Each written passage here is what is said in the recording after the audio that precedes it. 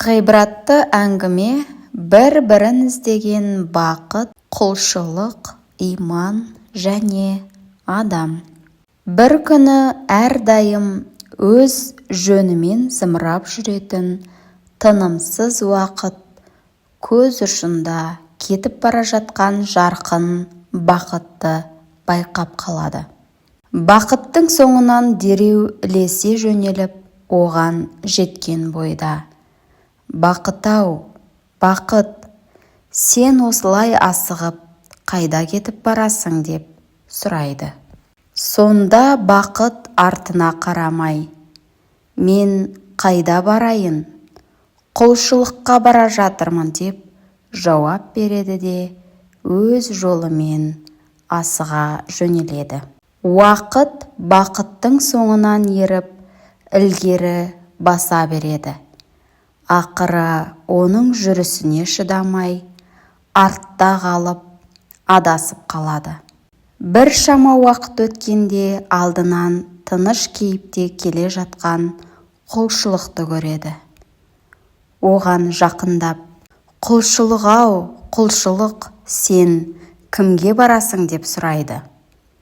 Құлшылық сабырмен: «Мен бе?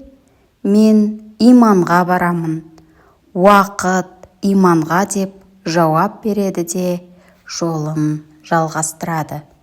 Уақыт тағы да алға жылжып, бірге бір шама жер жүрген соң одан да көз жазып қалады.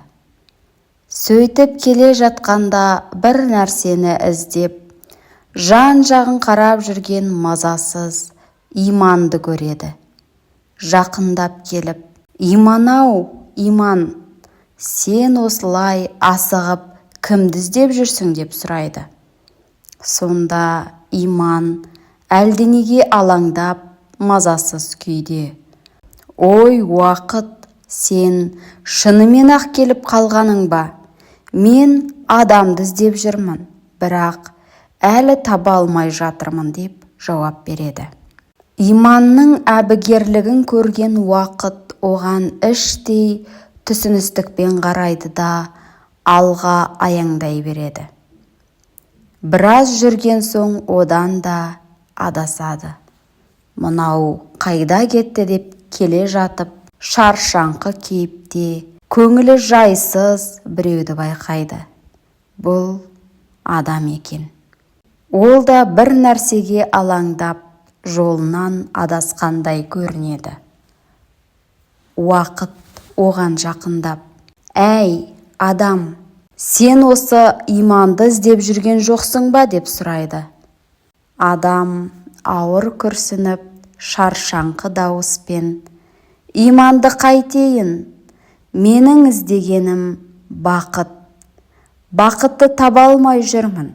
Оның қайда кеткенін де білмеймін.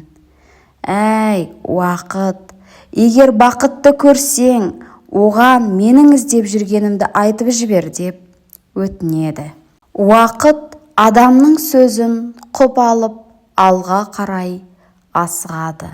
Ойы бақыт жырау деген тұс, есебі дұрыс шығады. Жолдан тағы бақытты көзі шалып, оған жетіп барады. «Бақыт, бақыт деймін, артыңда сені іздеп келе жатқан адам бар» дейді. Сонда бақыт артына қайрылмастан: «Маған керегі құлшылық» деп ілгері жылжи береді. Ал құлшылық өзіне иманның қажет екенін айтып ілгері кетеді. Иман болса әлі де адамды іздеп, мазасыз күйде жүреді. Осылайша уақыт оларды жағалай береді. Ал олар бірінің артынан бірі қуалай береді. Бірақ уақыт өте адам байғұс көз ұшындағы бақытқа жете алмай шаршап, қатты торығады. Бір жерге отырып, көңілі қаяу күйде ұзақ ойға батады. Барға қанағат, жоққа салауат етеді. Сол сәтте дәл осы тоқтаған жерінде оған иман келеді. Иман адамды танып, біліп, оның жанына тұрақтайды. Олардың қуанышын көрген құлшылық та ұзаққа созбай жетіп барады. Құлшылық келгеннен кейін көп ұзамай жарқыраған бақыттың да төбесі көрінеді.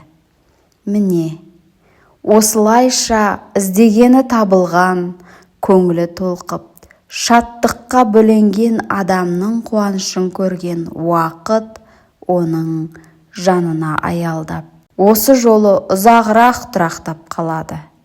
Осылайша бәрі бір-біріне қол жеткізіп, мән мен мағына табады екен.